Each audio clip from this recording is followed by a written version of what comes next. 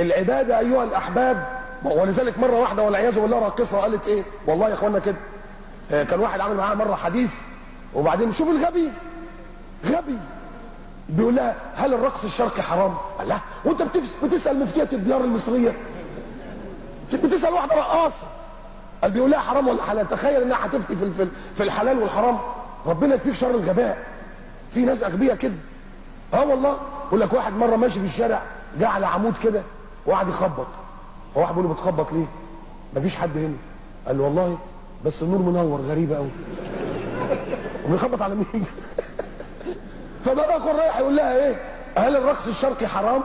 قالت له الرقص عمل والاسلام يدعو الى العمل، فالعمل عباده، وما دام الرقص عمل يبقى الرقص عباده. دخلنا في الايه؟ في الهجس بقى. دخلنا في الهجس بقى. اخي الحبيب لما تسال الرحمن فاسال به خبيرا، فاسالوا اهل الذكر ان كنتم لا تعلمون. العباده معناها الطاعه.